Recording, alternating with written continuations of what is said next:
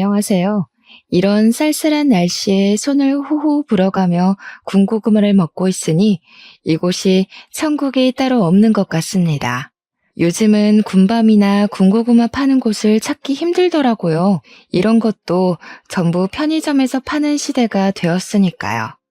길거리에서 파는 건 추운 겨울에 기다려 먹는 재미가 있었는데 조금 아쉽습니다. 제 소개를 먼저 하자면 저는 나이 40대의 돌싱입니다. 아이 하나 키우면서 감정적으로 힘들게 살다가 지금은 제 마음의 안정을 되찾고 행복한 추억만 안고 살고 싶어 노력하는 중이랍니다. 제 결혼 생활은 꽤 힘들었습니다. 바로 마마보이 같은 남편 때문이었죠. 지금은 그 마마보이 다시 마마님께 반품하고 어느 정도 회복을 마친 상태랍니다. 그런 제 이야기를 한번 시작해 보겠습니다. 끝까지 들어주시면 고맙겠습니다. 저는 어릴 때 참 힘들게 살았습니다. 다른 것보다도 제가 초등학생일 때 지게차를 운전하시던 우리 아버지께서 일을 하던 중에 차량이 전복되는 사고로 다리 한쪽을 못 쓰게 되었기 때문입니다. 그때는 지금보다 의료 환경이 좋았을 때가 아니라서 사고를 당한 다리로 평생 절면서 살아야 한다는 판정을 받게 되었습니다. 그러다 보니 자연스럽게 지게차 운전을 그만두게 되었고 저는 절름발이 딸이라고 놀림을 당하면서 살아야 했습니다. 우리 어머니는 생계를 책임지기 위해 일선에 뛰어들게 되었죠. 전업주부였던 우리 어머니는 할 수 있는 일이 많지 않았습니다. 그럼에도 불구하고 우리 세 식구 입에 풀칠을 하기 위해 열심히 발에 땀이 나게 움직이셔야 했어요. 아버지도 절름발이었지만 구인구직을 하기 위해 열심히 돌아다니셨습니다. 하지만 지금처럼 장애가 있는 사람에 대한 시선이 곱지 않았기에 아버지가 일을 할 수 있는 곳은 없었습니다. 집에서 살림을 하게 된 아버지는 가끔씩 저를 위해 학교에 찾아오곤 하셨습니다. 학교 끝나고 집을 가야 하는데 비가 정말로 많이 쏟아지는 그런 날이었습니다. 아버지는 절뚝이는 발을 질질 끌고 힘겹게 언덕길을 올라 학교에 도착해서 저에게 우산을 건네주셨을 때 저는 감동보다는 수치심이 먼저 들었어요. 지나가던 친구들이 뭐야? 은지 너네 아빠 장애인이야? 절름발이야? 하는 소리를 아무렇지 않게 건넸기 때문이었죠. 그 다음날 학교 전체에 소문이 났고 저는 절름발이 딸이라고 엄청나게 놀림을 당하게 되었습니다. 어린 마음에 아버지한테 다음부터는 쪽팔리니까 학교에 오지 말라고 큰 소리를 냈고요. 비가 오면 비를 맞고 집에 가곤 했습니다. 돌이켜보면 아버지께서는 많은 상처를 받으셨겠죠? 하지만 그때 저는 철이 없어 몰랐습니다. 그저 친구들이 놀리는 게 싫었고 우리 아버지가 장애가 있다는 사실을 꽁꽁 숨기고 싶어서였죠. 아버지와 저의 사이는 걷잡을 수 없는 깊은 골이 생기게 되었습니다. 커서는 물론 무척 후회하고 죄송스러웠죠. 아버지한테 그랬으면 안 되는 것이었는데요. 저의 이런 엇나가는 마음과 달리 아버지는 저를 늘 사랑해 주시고 아껴 주셨습니다. 어린 마음에 저는 그게 더 부담스럽기도 했어요. 제가 중학생이 되었을 때는 사춘기까지 겹쳐 아버지께 더 많은 화풀이를 하곤 했습니다. 학교에서 친구랑 싸우고 돌아오면 그게 다 아빠가 절름발이어서 장애가 있어서 친구들이 나를 우습게 보고 그런 것 같았고 성적이 떨어져도 아버지 때문에 신경 쓰여서 그런 것 같다는 생각이 들었어요. 제가 점점 마음의 문을 닫으니까 아버지한테 잘해야겠다, 오해를 풀고 화해해야겠다 하는 그런 생각이 점점 멀어지더라고요. 우리 어머니는 그런 내 마음도 모르고 늘 아빠한테 잘해야 된다면서 아버지 수발을 들게 했습니다. 나이도 어리고 사춘기까지 온 자식이 누가 병든 아버지 수발을 들고 싶겠습니까? 그때 저는 너무너무 싫었습니다. 그렇게 중고등학생 시절을 보낸 뒤 대학을 가게 되었는데 자취를 할 수 있는 형편이 아니어서 통학을 하게 되었습니다. 정말 1시간 반 거리의 학교를 다니면서 틈틈이 아르바이트를 하고 돈을 모아야 했기에 정말 더더욱 피곤하고 힘들었죠. 어렵사리 대학을 졸업하고 나서 열심히 취업 준비를 한 결과 목표하던 회사에서 합격 통보를 받았습니다. 저는 정말 하늘이 떠나가라 소리를 질렀죠. 기분이 너무 좋았습니다. 꽤 괜찮은 식품 기업이었고 중견 기업이라 회사 복지도 참 좋았어요. 가끔 가다가 냉동 만두를 박스로 챙겨주곤 했는데 우리 가족은 그 만두를 참 좋아했었거든요. 거기다가 식품도 전부 할인이 되고 가게에 도움이 돼 정말 행복했답니다. 냉동만두를 한 박스 들고 오는 날은 주변 집들까지 전부 만두 굽는 냄새가 진동했을 정도였습니다. 그런 저에게 28살쯤 회사 동료의 주선으로 소개팅이 들어오게 되었어요. 사는 게 바쁘고 힘들고 집안을 여러모로 돌봐야 했기에 연애 같은 건 꿈도 꾸지 않았습니다. 하지만 소개팅이 떡하니 들어오니까 설레더라고요. 소개팅 당일에는 준비도 철저히 해서 나갔습니다. 소개팅남은 생각보다 멀끔하고 진중한 성격인 것 같더라고요. 뭐 하나를 해도 고민을 많이 하는 성격이었죠. 누가 보면 우유부단하다고 생각할지도 모르겠지만 저는 진중해 보여서 마음에 들었습니다. 그렇게 연애를 시작했고 연애의 끝은 역시 결혼이 아니겠습니까? 저에게 만난 지 6개월 만에 프로포즈를 했을 땐 솔직히 많이 놀랐습니다. 하지만 저에게는 첫 연애였고 제 눈에 콩깍지가 심하게 쓰여 있을 때라 너무나도 그 프로포즈가 좋았어요. 이 사람도 나만큼이나 나를 원하는구나 싶어서 같은 마음, 같은 하늘을 걸어간다는 느낌이 들었달까요? 하지만 걱정도 물론 됐습니다. 제가 취업한 지 3년 차였기에 모은 돈이 많지 않았거든요. 거기다가 제가 집에 생활비까지 일부 지원하고 있었기 때문에 돈이 거의 없다고 해도 무방할 정도였어요. 그래서 제가 예비 신랑에게 모든 걸 털어놓았을 때 예비 신랑은 저에게 그런 걱정 같은 건 하지 말라고 저를 다독여줬습니다. 자기한테는 청약으로 당첨된 아파트가 있어서 신혼집 걱정이 전혀 없고 혼수도 비싸고 좋은 거 필요 없다고 했어요. 저는 그런 예비 신랑의 말에 자신감을 가지고 결혼 준비를 시작했습니다. 그런데 아무 문제가 없는 것이 아니었습니다. 바로 남편의 홀어머니, 즉 시모가 문제였던 거죠. 처음 인사드리러 간 날은 제가 긴장도 많이 했고 잘 보이고 싶었는데 시모한테는 만만한 이미지를 심어줬던 것 같습니다. 그날 저한테 정말 취조하듯이 하나하나 다 캐물어 보셨거든요. 제가 진땀이 줄줄 흐를 정도였고요. 인터넷 사연에서만 보던 그런 사람이 나타난 거였죠. 대학은 어디 나왔냐, 부모님은 뭐 하시냐 하시길래 어머니는 마트에서 일하시고 아버지는 집에 계신다고 했죠.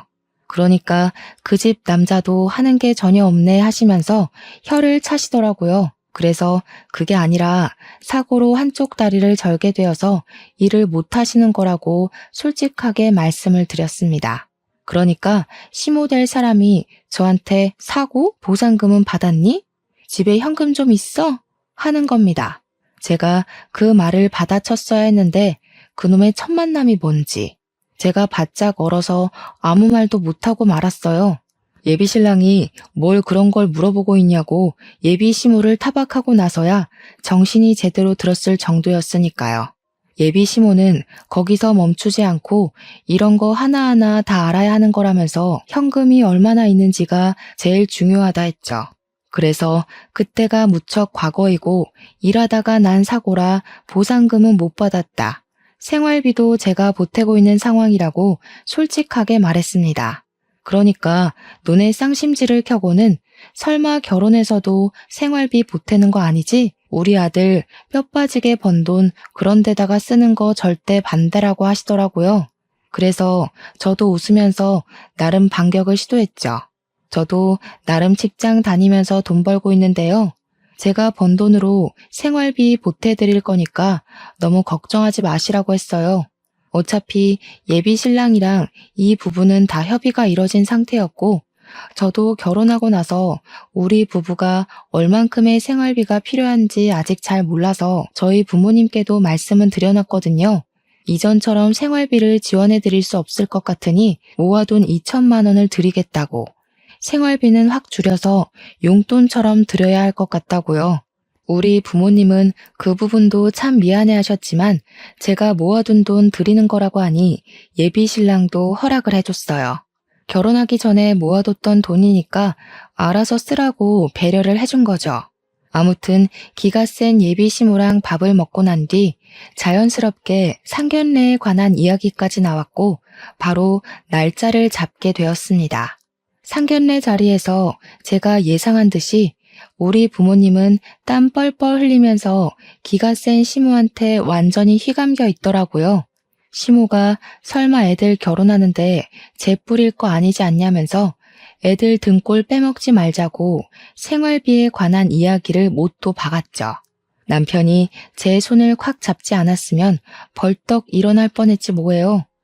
이미 남편이랑은 다 상의가 되었기에 그냥 아무 소리 하지 않고 있었어요. 저희 부모님도 네네 하고 마셨고요. 물론 제 마음은 썩어 문드러지는 것 같았죠. 결혼하고 나서는 절대로 지지 말아야겠다고 다짐했습니다. 제 표정이 점점 굳으니까 예비 신랑이 예비 시모한테 한 소리 하더라고요. 엄마, 교양 없이 행동하지 마세요. 하고요. 그러니까 시모가 피식 웃으면서 교양? 교양? 내가 너 키운다고 얼마나 고생을 했니? 교양이 다 무슨 소용이야? 하시더라고요. 그러니까 우리 어머니께서 자식 하나 제대로 키우기가 참 힘든 거라고 고생 많이 하셨다고 인사치레를 했죠. 그러니까 시모가 깔깔 웃으면서 뭐라는 줄 아세요? 그래도 우리 남편은 죽어서 돈이라도 남기고 갔죠. 그러고 우리 아버지를 쓱 보는데 마치 우리 아버지한테 차라리 죽었어야지 절름발이로 살아남아서 가족들 고생시키네 하는 눈빛이었습니다. 물론 제가 비약적으로 생각하는 걸 수도 있지만 교양 없는 우리 시모라면 저런 속마음을 가지고도 남을 사람이었죠. 어색하고 애매한 공기가 흐르는 사이에서도 결혼식 날짜를 잡았고요. 시모가 통 크게 예단 예물은 하고 싶은 대로 하라고 넘겨주었습니다. 그 뒤로는 순조롭게 모든 것이 진행되고 있다고 생각했습니다. 저희가 웨딩 촬영은 하는 전날까지는요. 남편과 스튜디오에서 만나기로 했기에 숍에서 화장을 다 마치고 이모님과 스튜디오에 도착을 했는데 글쎄 시모가 스튜디오에 쫓아온 게 아니겠어요. 저는 너무 놀라서 어머님은 웬일이세요? 하니까 자기도 사진을 좀 찍고 싶어서 왔다는 겁니다. 우리가 웨딩 사진 찍는 걸 구경하러 온 줄 알았더니 진짜로 저랑 남편이랑 사진 찍는 가운데에서 같이 사진을 찍자 하시더라고요. 심지어 어디서 조잡한 드레스까지 빌려온 거 있죠? 스튜디오에서도 이게 무슨 광경이냐면서 와 대박이다, 시집살이 뻔하다 이런 소리까지 나오더라고요. 저는 진짜 한 번뿐인 웨딩 사진인데 너무 쪽팔리기도 하고 짜증도 나서 눈물까지 나올 지경이었습니다. 오죽하면 화장을 고쳐주신다고 따라온 이모님께서 대단한 시어머니라고 세댁 너무 슬퍼하지 말고 기죽지 말라면서 저를 달래주시더라고요. 나 참 기가 차서 원. 우리 남편은 그런 시모를 보면서 아무 소리도 못하고 있는데 그게 더 짜증나더라고요. 그래서 시모도 듣는 곳에서 그냥 대놓고 말을 했죠. 누구 웨딩 사진을 찍으러 온 건지 헷갈리네요. 차라리 모자가 사이좋게 사진 찍으시는 게 어때요? 저는 그냥 집에 갈게요. 그러니까 남편이 한다는 소리가 우리 엄마는 결혼 사진도 못 찍고 결혼했다는데 불쌍하잖아. 우리는 다음에 리마인드 웨딩인가?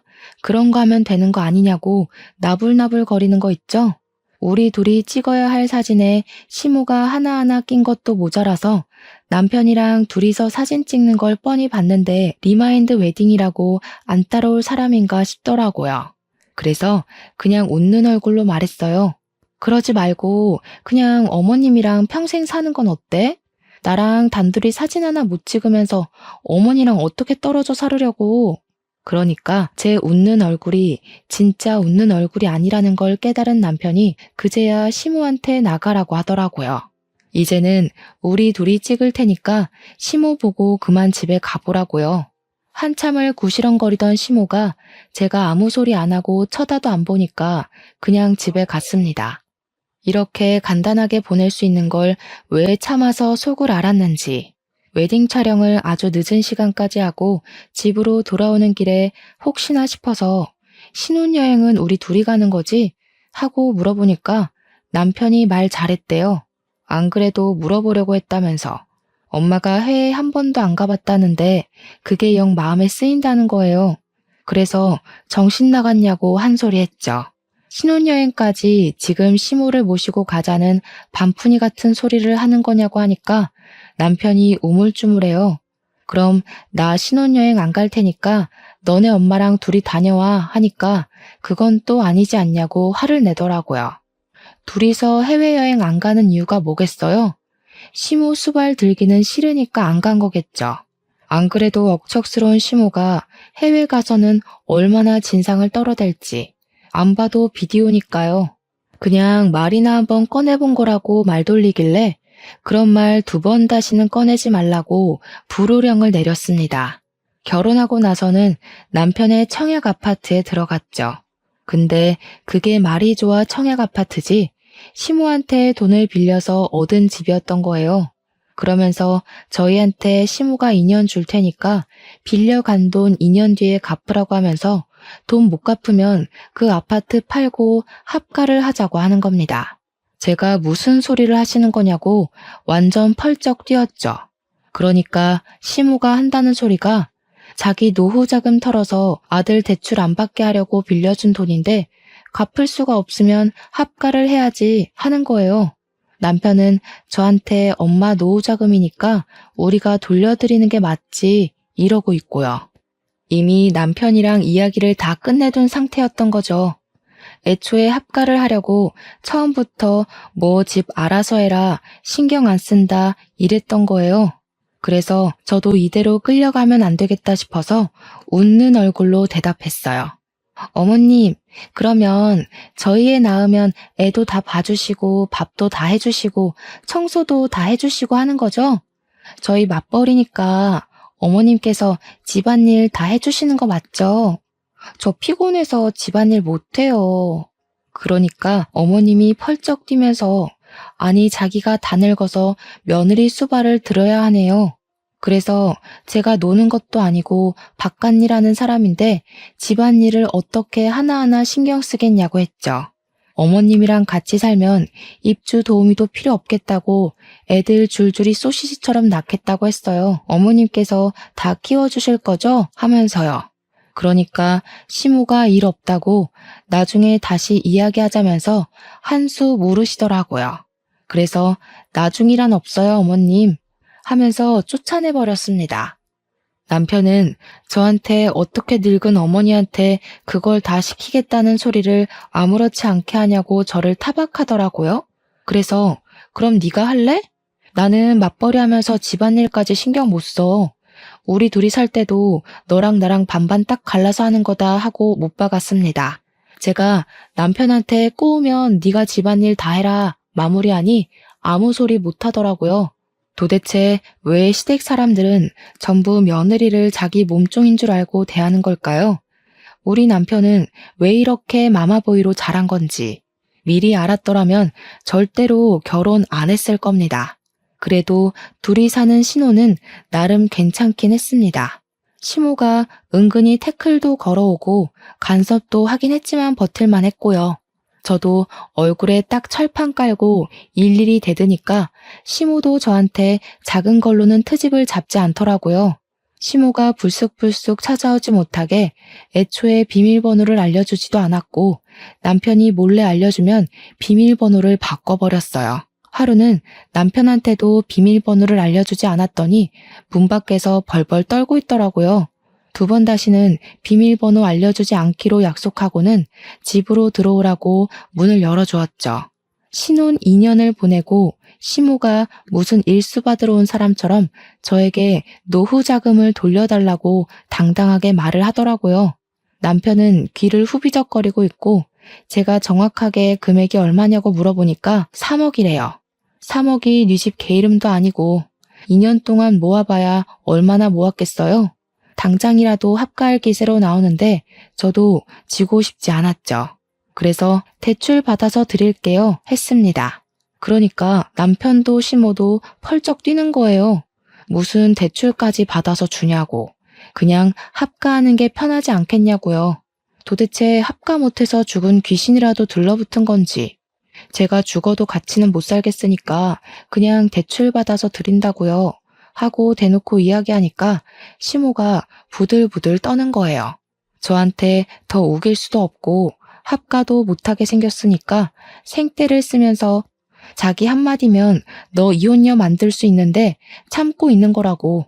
예쁘다 예쁘다 해줄 때 더 이상 기어오르지 말라고 하는데 남편도 사색이 돼서 엄마 하고 부르더라고요. 참나, 누가 무서운 줄 아나. 제가 아무 소리 안 하고 귀만 후비적거리면서 파고 있으니까 시모가 막 소리를 질렀어요. 한 번만 더 지켜볼 테니까 그런 줄 알고 조용히 있으래요. 그 뒤로는 뭐 더 하면 더 했지 절대로 덜 하지는 않았습니다. 합가를 못한 게 그리 억울했는지 시모가 시킨 건지 몰라도 남편이 저녁마다 전화해서는 엄마 밥 먹었어? 우리는 이제 밥 먹어 이러면서 오늘 반찬이 뭔지 일일이 말하고 있더라고요. 그러면 시모가 한 30분쯤 지난 뒤에 저한테 전화가 오더니 어묵볶음 간장에 졸인 게 맞냐? 미역국에는 소고기보단 굴을 넣고 해야 우리 아들이 좋아한다. 굴은 오래 끓여야 탈이 안 나는 거라면서 일일이 훈수를 두는데 하루 이틀이면 몰라도 매일같이 저러니까 돌겠더라고요. 그날도 반찬 만드는 걸로 한 소리 하려고 하시길래 제가 먼저 선수를 쳤습니다. 어머님, 그러지 마시고 반찬이랑 국 좀 만들어서 집으로 보내주세요. 그냥 데워 먹는 게 저도 편해요. 내일부터는 부탁드릴게요. 하고 끊어버렸습니다. 그러니까 바로 또 전화 오는데 설거지 해야 돼서 바빠요. 하고 끊어버렸죠. 그 다음날 반찬을 해주셨게요? 당연히 안 해주셨죠. 대신 반찬 만드는 걸로 훈계하시던 전화도 뚝 끊어졌습니다. 주말이면 불러내서 오랜만에 얼굴 보자 하시는데 매주 보는 게 무슨 오랜만인지. 남편이랑 데이트하기로 했어요. 하고 피하고 제가 몸이 좀 안 좋아서요. 남편이랑 둘이 보세요. 하고 피했죠. 시모가 솔직히 자기 아들 보고 싶은 것도 있겠지만 저한테 잔소리하고 괴롭히고 싶어서 만나자는 소리로 들렸거든요. 속으로 그럴 거면 둘이 살지 왜 나랑 결혼해서 날 피곤하게 하나 하는 생각도 물론 들었죠. 하루는 장문으로 저한테 문자 메시지가 온 거예요. 우리 아들 옆에서 내조 잘하고 몸 관리 잘하고 있는 거 맞니? 임신은 왜 안 하니? 너 살쪄서 애가 안 생기는 거 아니니? 살 좀 빼라. 매일같이 몇 걸음 걸었는지 운동 몇 시간 했는지 나한테 보고하렴. 그래서 저도 최대한 예의를 갖추어서 답장을 보냈습니다. 회사 일하면서 저녁에 밥하고 빨래하고 하면 운동할 시간이 없네요. 아무리 남편이 가사를 좀 도와준다고 해도 전적으로 맡아주지 않는 이상 어렵겠어요. 남편한테 집안일 하라고 하고 저는 운동 다닐게요. 그러니까 바로 시모한테 전화가 오더라고요. 꼴릴 거 없어서 받았죠. 얘, 너 미쳤니? 우리 아들한테 집안일을 시키긴 왜 시킨다는 거야? 너 이혼당하고 싶어서 아주 수를 쓰는구나. 어머님 때문에 정말 이혼하고 싶네요. 누구는 뭐 이혼 안 하고 싶어서 가만히 있는 줄 아세요? 그렇게 귀한 아드님 보듬고 살 거면 결혼을 시키지 말았어야지. 결혼을 왜 시켜서 이러세요? 노총각 걷어준 거 고마운 줄 모르고 뻔뻔하긴 이 못돼 처먹은 아줌마 같으니라고. 다시 한 번 더 이혼하네 뭐네 하면 나도 가만 안 있어. 시모가 너 정신 나간 거야 뭐야? 야 이년아 하는데 전화 그냥 끊고 전원도 꺼버렸어요. 솔직히 이혼하고 싶은 마음이야 굴뚝같이 있었죠. 제가 친정에 이야기를 안 해본 것도 아니었어요. 그런데 친정엄마가 말리더라고요. 친정이 든든한 것도 아닌데 이혼까지 해서 낙인까지 찍히면 누가 절 데리고 가겠냐고요. 재혼이나 하겠냐면서 아직 살아본 지 얼마 안 됐으니까 버텨보라고 하는데 정말 가난이 죄구나 싶었습니다. 몇 개월을 고민하다가 결국에는 각방을 쓰자고 남편한테 이야기를 했어요. 그제야 시모한테 전화하는 것도 줄이고 연락도 못 오게 해주겠대요. 물론 그 약속은 한 달이 채 가지 않았습니다. 처음에는 집안일 도와주고 저랑 대화도 좀 하고 예전처럼 돌아오는 것 같더니 다시 아나무인 태도로 돌아가더라고요. 아, 이 사람은 갱생이 불가능한 사람이구나 싶어서 이혼이 답이다. 친정에 비비지 못하더라도 홀로 서기를 해보자 하고 결심했습니다. 그런데 하늘도 무심하시지. 그때 제가 임신을 하게 된 겁니다. 몸이 자꾸 축축 처지고 위열도 있고 감기 기운 같은데 이상하게 이전이랑 느낌이 다른 겁니다. 혹시 몰라 임신 테스트기를 해보니 두 줄이 딱 뜨더라고요. 병원에 갔더니 임신 5주차라고 하는 거예요. 애가 생긴 마당에 홀로 서기는 물거품이 되었죠. 제가 임신했다고 하니 남편이고 친정이고 시댁이고 모두 경사났다고 난리가 났습니다. 웃긴 게 시모가 완전히 태세를 전환해서 저한테 너무 잘했다고 우리 며느리가 한 건 했다 난리를 치더라고요. 며느리 힘들어서 애 떨어지면 큰일 나니까 집안일 도와주라고 남편한테 눈치도 주고요. 저한테 무조건 아들일 거라고 우리 집안에 아들씨가 많다고 아주 장담을 하시더라고요. 그런 와중에 입덧이 시작되었고 입덧을 엄청 심하게 하는 바람에 남편은 제 눈치를 보면서 밖에서 밥을 먹고 들어오기 시작했어요. 처음에는 제가 아예 음식 냄새조차 못 맡았거든요. 그런데 한 16주쯤 지나니까 입덧도 사라지고 먹고 싶은 게 너무 많은 거예요. 그래서 남편 보고 일찍 들어와라. 같이 밥 먹자고 먹고 싶은 게 너무 많다고 이야기를 했죠. 근데도 자꾸 남편이 밥 먹고 왔다고 늦게 들어오는 거예요. 족발 먹고 싶은데 김치전 먹고 싶은데 하면 내일 낮에 사 먹으라고 지금 피곤해서 못 사다 준다고 서운하게 그러더라고요. 하루 이틀 지나니까 혹시 바람이 났나 싶어서 휴대폰을 뒤져보니까 글쎄 시무랑 밥을 먹고 들어오느라 늦는 거 아니겠어요? 너무 어이가 없어서 당장 남편에게 따지니까 제가 너무 이랬다 저랬다 시키는 게 많고 입덧도 하니까 배려하려고 먹고 들어온 거래요. 배려는 무슨 배려? 나랑 밥 먹는 게 배려해주는 거 아니냐고 했더니 그럼 우리 엄마는 혼자 밥 먹잖아 이러는 거 아니겠어요? 집에서 남편 기다리는 나는 혼자 아니냐고, 임신은 나 혼자 알아서 한 거냐고 따졌죠. 거기다가 제 뱃속의 아이가 17주의 딸이라는 걸 알게 됐거든요. 그랬더니 또 한 번 시모가 태세 전환을 하는 거예요. 아들인 줄 알았더니 어떻게 딸을 가질 수가 있냐면서 이제 집안일도 좀 하고 산모가 움직여야 애가 쑥쑥 나오는 거라고. 남편한테 집안일 시키지 말고 스스로 하라고.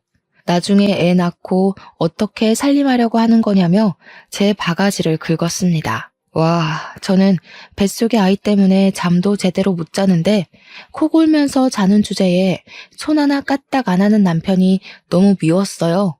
그래서 저도 남편한테 아예 반기를 들었죠. 당신 좀 앉아봐. 임신, 출산, 육아는 나 혼자 하는 거야? 그런 거면 나도 정당한 대가를 받아야겠어. 아이에 대한 책임은 반반인데 임신도 출산도 다 나 혼자 하니까 불공평해. 임신 기간, 출산의 위험수당까지 계산해서 최저시급이랑 주휴수당 계산해서 줘. 그러니까 남편이 펄쩍 뛰는 겁니다. 저는 아직 말이 끝나지 않았다고 혼자 죽을 것 같은 고통 참고 애 낳아야 하고 며칠간 몸조리 해야 되고 수유도 해야 되고 시터 비용, 출산 비용, 산후조리 비용 다 대라고 했더니 기가 막힌다고 하더라고요. 내가 고통받는 만큼 너는 돈으로 계산하라고 했더니 저한테 니 약이면서 왜 자기한테 돈 내라고 하는 겁니다. 내약이면 당신은 친권, 양육권 다 포기한다는 소리지? 그러니까 또 뭐 시모한테 봐달라고 하면 된다. 어린이집 보내면 되지 않냐 하는데 어린이집 대기번호 받는 게 얼마나 힘든 건지 모르나 보더라고요. 자기한테 뭘 바라길래 이런 소리를 하냐고 물어서 그냥 제가 말한 대로 다 해달라고 했어요. 네가 집안일을 했으면 얼마나 했냐고요. 너네 엄마도 집안일 시키지 말라고 하는데 가사 도우미 쓰겠다고 하니까 한숨만 푹푹 쉬더라고요. 저한테 육아휴직 내면 외벌이인데 생각이 있냐고 없냐고 따지더라고요. 그날 이후로 냉전이 시작되었고 저는 남편과 대화조차 하지 않는 상태로 딸아이를 출산했습니다. 산후조리원까지는 남편이 돈을 내줘서 갔는데 시모가 딸 낳은 주제에 조리원에 들어간다고 한 소리 하대요. 세상에, 아들 낳아야지만 조리원에 갈 수 있는 법이라도 있는 건지. 제가 어이가 없어서 아들이든 딸이든 핏줄 낳은 건데 뭐가 그렇게 문제라고 몸조리도 못하게 하는 거냐고 따졌습니다. 아들, 딸 차별하는 인터넷에서 보던 막장 시모냐고 되물었더니 저한테 우리 아들 밥 못 챙겨 먹을까 싶어서 그런 거다 하시더라고요. 조리원에서 남편 밥 다 주는데 뭐가 문제냐고 하니까 이번에는 우리 아들 잠자리 바뀌면 고생해서 그런 거래요. 아니, 당신 아들 코 골면서 잘만 자던데. 제가 병원에 입원했을 때도 내내 코 골고 자고 있어서 간호사가 눈치까지 줬었거든요. 어머님, 잠자리 바뀌면 못 잔다던 사람이 코를 너무 골아서 간호사도 눈치 줬어요. 아내가 출산하고 입원해 있는데 그렇게 꿀잠 자는 사람 처음 봤대요, 글쎄. 그러니까 걱정하시려면 제 걱정을 좀 해주시는 게 어떨까요? 출산하고 제가 힘들었죠. 저 인간이 힘들 일이 뭐가 있겠어요, 어머니? 남편 자는 거 제가 동영상 찍어둔 거 있는데 한번 보실래요? 눕자마자 코부터 고는데 누구 닮았는지 신기하더라고요. 그러니까 시모가 킁킁 하면서 남편한테 엄마 집 와서 쉴래? 잠자리 바뀌니까 힘들지? 하더라고요. 우리 남편 장학에도 산후조리원에 산모들 많아서 부끄럽다면서 시댁에 가더라고요. 다른 집은 남편이 수유도 도와주고 유축도 도와준다던데 저는 혼자서 낑낑거리면서 하고 있었죠. 우리 남편은 다른 남편들이 아기 보느라 정신없을 때 시무랑 둘이 와서 면회 시간에만 쓱 보고 가더라고요. 저한테 애 얼굴이 왜 이렇게 빨간색이냐며 원숭이 같다고 하는데 시모는 제 얼굴 한번 보고 딸아이 얼굴 한번 보더니 성형수술비 좀 많이 나가겠네 하더라고요. 누가 봐도 남편 판박이죠? 자세히 보니까 어머님도 좀 닮았는데 어머님 유전자인 것 같으니까 수술비 적금 꼭 들어주세요. 그랬더니 둘 다 똥 씹은 표정으로 나가더라고요. 그렇게 조리원에서 퇴소하고 나서부터 진짜 육아전쟁이 시작되었습니다. 시모가 도와주면 된다고 호언장담을 하던 남편의 말과 달리 시모는 단 한 번도 도와주러 오지 않았고요. 친정에 이야기했더니 엄마가 와서 도와주시겠다고 하더라고요. 아빠도 와보고 싶어 하셨지만 다리가 불편해서 오래 움직일 수 없어서 못 오신다고 했어요. 친정 찬스로 그래도 밤에 잠은 자면서 아이를 케어했는데 엄마가 일을 하시니까 언제까지 도와주실 수가 없었어요. 그중에서 새벽 수유가 정말 힘들었는데 전몸살까지 겹치는 바람에 남편에게 도와달라고 낑낑거리면서 이야기를 했죠. 유축해놓은 거 데워서 먹여만 주라고 너무 아파서 못하겠다고 하니까 무슨 애엄마가 엄살이 그렇게 심하냐고 타박을 하는 겁니다. 내일 출근해야 하는데 지금 잠 깨면 어떻게 자라고 하는 거냐고 그 말에 너무 서러워서 제가 소리를 쳤어요. 내가 밖에서 애 낳아왔어? 네 딸인데 어떻게 그런 식으로 말을 할 수가 있어? 네가 애한테 해준 게 뭐야? 목욕 한번 씻겨준 적 없는 사람이 저러니까 화나서 소리를 쳤더니 그 새벽에 시모한테 스피커폰으로 전화를 걸대요. 엄마가 와서 좀 도와줘. 나보고 애 젖을 먹이라 하잖아. 그게 뭔 소리냐? 우리 아들이 젖이 나와 뭐가 나와? 그래서 저도 전화기에 대고 소리를 꽥 질렀습니다. 유축해놓은 거 먹여달라 하는데 그게 뭐가 문제예요? 그거 하나 못할 거면 애는 왜 낳았어? 너네 먹여 살리려고 일하는 우리 아들이 불쌍하지도 않니? 아들, 자는데 자꾸 피곤하게 굴면 우리 집 와서 자고 출근해. 남편이 전화를 뚝 끊더니 우리 엄마 말 들었지?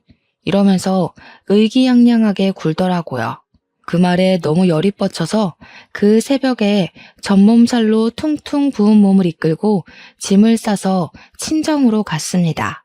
남편이 짐 싸는 저를 보면서 너 뭐하냐? 하는데 꺼지라고 너랑은 못 살겠다고 했어요.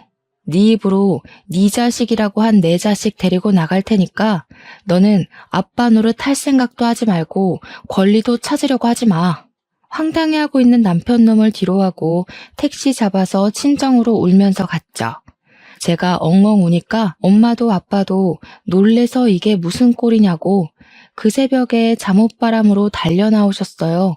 시모가 나한테 이혼당하고 싶냐고 막말한 거, 남편이 마마보이라는 거 죄다 일러바치니까 엄마도 아빠도 황당해 하셨습니다. 엄마가 그 정도였냐고 하는데 제가 그냥 참고 살라며 하며 빽 소리를 질렀죠. 아빠는 엄마한테 한 소리 했어요.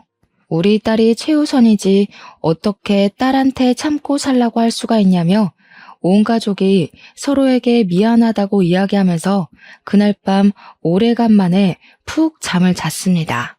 다음날 날이 밝자마자 시모가 저한테 전화를 해서는 어디냐고 집 나갔다면서 하고 묻더라고요. 한 번은 단판을 지어야겠다고 생각이 들어서 친정 왔다고 이야기를 했더니 콧방귀를 끼더라고요.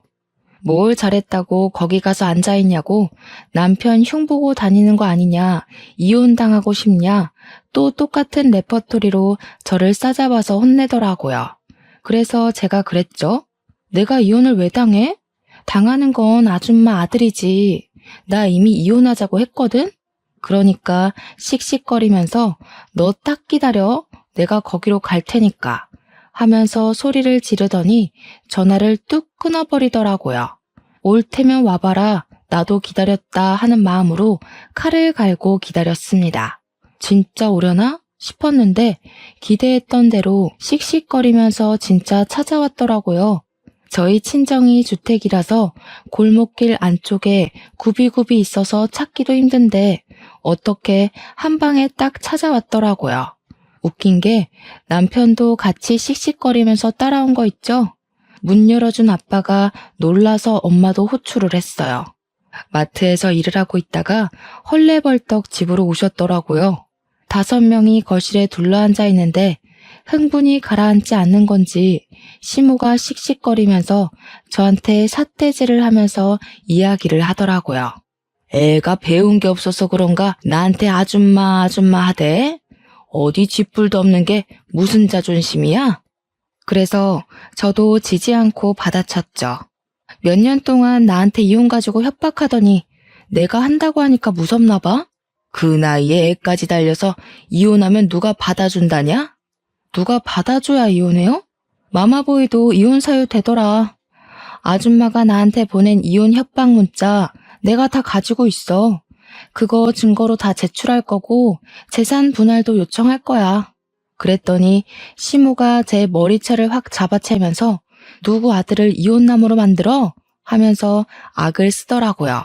저도 같이 머리채를 붙잡고 아줌마 아들이 나한테 한 짓이 얼만데 이혼 당해도 싸지 하면서 되받아쳤어요.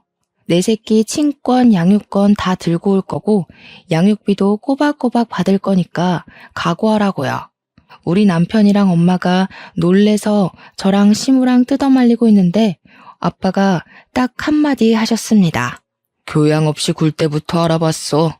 어디 쌍놈의 옆에 내가 우리 귀한 딸을 그딴 식으로 괴롭히고 머리채까지 뜯어? 당신 덜 자란 아들 평생 옆구리에 끼고 살아. 아예 젖까지 먹이지 그래? 내 딸 고생시키지 말고 아들 수발이나 들면서 사셔. 아이고 누가 그런 말하면 무서워서 벌벌 떨 줄 알고? 그쪽이나 평생 한쪽 다리 절면서 딸한테 기대 사셔. 나도 하자 있는 부모 딸린 계집애 처음부터 집에 들이기 싫었어. 떡하니 아들이라도 낳았으면 몰라. 그 말에 우리 엄마가 부엌으로 가서 김장할 때 쓰는 굵은 소금을 시무랑 남편 얼굴에 패대기 치듯 뿌렸어요. 놀래서 도망가길래 엄마가 부정 탄다고 2번 다신 오지 말라고 현관문을 쾅 닫아버렸습니다. 그런데 밖에서 갑자기 으악 하는 소리가 들리는 거예요.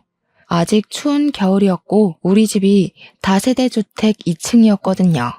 전날 눈이 펑펑 왔고 살짝 녹은 다음 얼어붙었기에 돌계단이 미끄러운 상태였습니다. 남편이 그 계단을 씩씩거리면서 내려가다가 그만 자빠진 거예요. 엉덩방아를 찧으면서 내려간 게 아니라 얼굴부터 엎어지면서 막 대굴대굴 구른 거죠. 좁은 돌계단을요. 시모가 놀래서 아들아 아들아 하면서 119 좀 불러달라고 엉엉 울고 있는데 자세히 보니까 남편 무릎이 돌아가 있더라고요. 일단 놀래서 119는 불러줬죠. 그날 저녁에 시모한테 전화가 오더니 우리 아들 무릎뼈가 부러지면서 십자인대가 파열됐고 그 탓에 다리를 절게 됐다면서 저보고 책임을 지래요. 엉엉 울면서 저한테 빨리 와서 병수발을 들어야지 뭐하고 있냐고 소리를 치는 겁니다. 저는 너무 고소해서 웃음이 날 것 같았죠. 제가 거길 왜 가요? 평생 한쪽 다리 절면서 사는 아들 잘 돌보면서 사세요. 다리 불편한 우리 아빠한테 하자 있는 부모라고 막말하더니 아줌마는 하자 있는 아들이 생겨버렸네? 양심도 없지. 하자 있는 그놈 간호를 왜 내가 합니까? 저도 하자 있는 놈이랑 살 생각 추호도 없으니까 늙어 죽을 때까지 옆구리에 끼고 병간호하세요.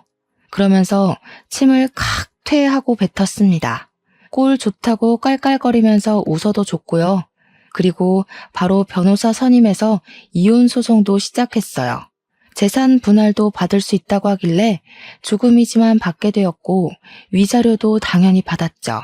친권, 양육권 당연히 아이가 어리기 때문에 저한테 왔고요. 전 남편이 저한테 가끔 연락 와서는 보고 싶다고 우리 딸 한 번만 봤음 소원이 없다고 하는데 저는 모르쇠했죠. 누구시냐고 우리 애는 아빠가 없어서요 했습니다. 저한테 그러지 말라고 애원을 하면서 엉엉 우는데 엄마 찾던 사람 다 어디 갔는지 이제 와서 저한테 약한 모습 보여주면 제가 뭐 냉큼 좋다고 받아줄 거라고 생각한 거죠.